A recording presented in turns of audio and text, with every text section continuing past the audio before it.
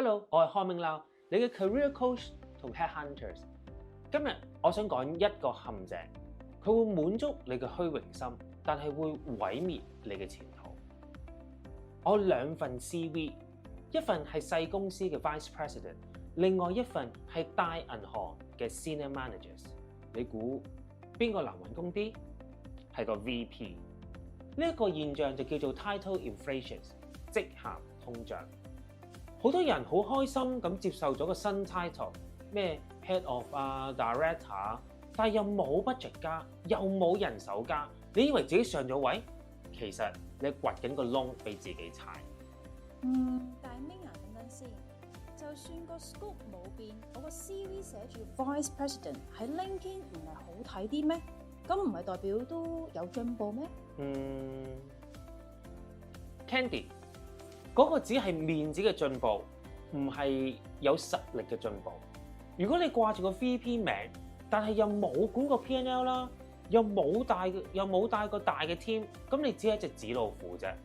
噩夢係咁樣發生嘅。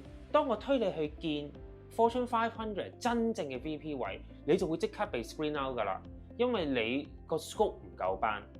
但係如果我推你去見適合你實力嘅 managers 位嘅公司，又會嫌你個 title 太大，覺得你 overqualified 啦，又或者太貴啦，咁結果係點？咁你咪變咗兩頭唔到岸，冇人夠膽請咯。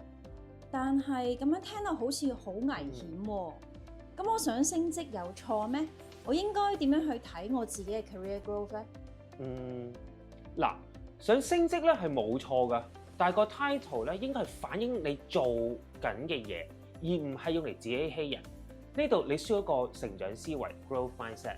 追求虛榮嘅人只係想要個好聽嘅名，但係有成長思維嘅人係追求解決難題。嗱，唔好再問你老闆攞新嘅卡片，你要問你老闆攞更難嘅 project 去做，爭取大 team， 爭取管數。一個解決過1000萬難題嘅 manager 咧，身價絕對高過一個坐喺度冇實權嘅 VP。Client 係請你嘅 impact， 你嘅影響力，唔係請你個 label。嗱，咁所以唔好再為咗嗰個幾隻字去談判，你要爭取嘅係 scope 同埋 scope。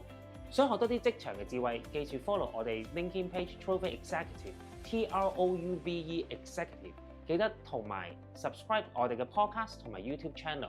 下個禮拜第22集，我哋會講 comfort zone 嘅陷阱，點解份工做得太舒服，反而係你事業嘅隱形殺手。我係漢明lau，下個禮拜見。